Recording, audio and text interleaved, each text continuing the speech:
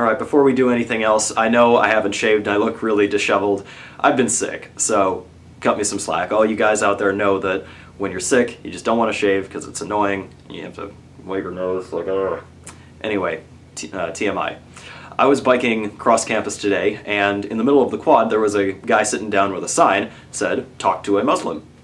Cool. So I did, and we got to essentially what's happening in the Middle East, where, you know, you've got essentially extremist Islam, and it came up that there is actually a passage in the Quran that says, "Kill non-Muslims," which was interesting. So I thought, okay, how is he gonna, you know, explain this? Because he wasn't obviously an extremist Muslim, he was a moderate, just like a lot of Muslims here in the States. And, of course, as with most things in holy books, there was context. So his context that he gave to it, I haven't read it, so I'll just trust him, is that there was a big battle about to happen between Muslims and non-Muslims, so they were told, look, you Muslims kill the non-Muslims who are coming to kill you. Which makes sense, except it seems to be kind of poorly written, in that it would have been more accurate to say, kill those people who are coming to kill you. You know, like, for example, if you were about to face an army full of people wearing red bandanas, it would be more accurate to say, kill those people, that army, who are coming for you, not just kill people with a red bandana.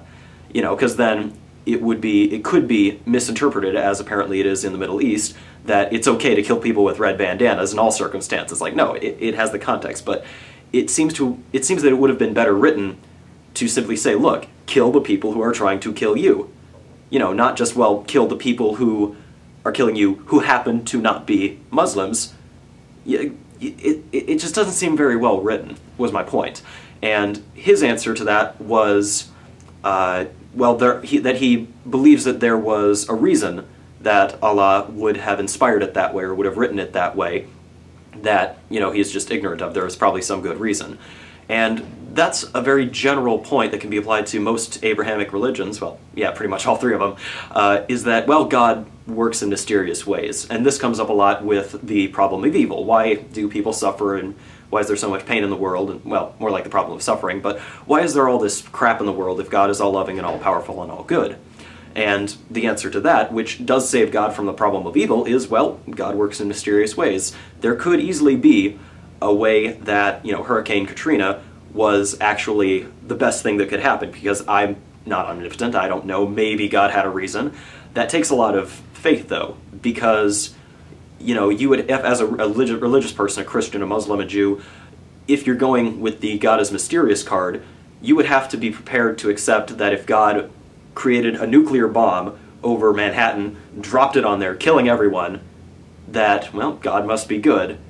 Of course, I'm not willing to do that because I'm an atheist, I don't even believe in God, but you'd have to be willing to accept that that must have been good as a religious person, which seems kind of hard to do.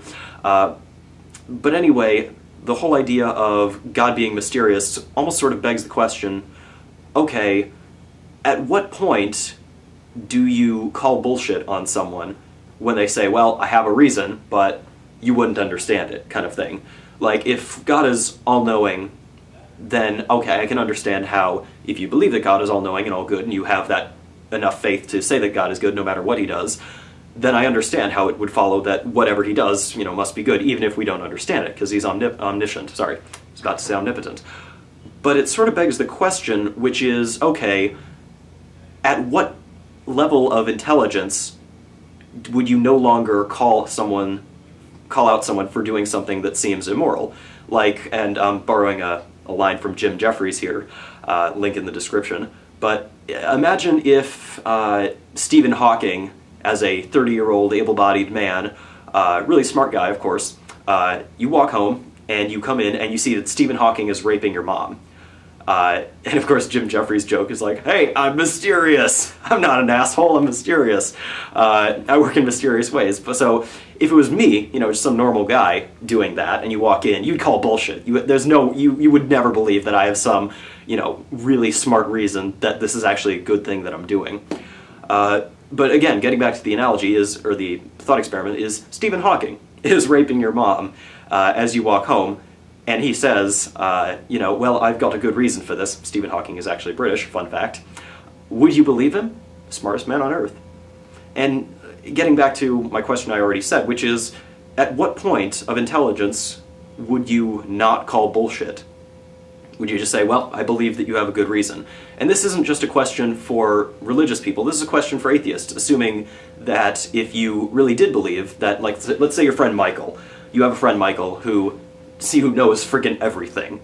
Everything. Like, super intelligent, crazy, like, almost psychic kind of thing. Actually, let's say he's psychic. Just that level of crazy intelligence, and you believe without doubt that he is all good. If he was in your house raping your mom when you got home, and he said he had a good reason, would you call bullshit on him or not?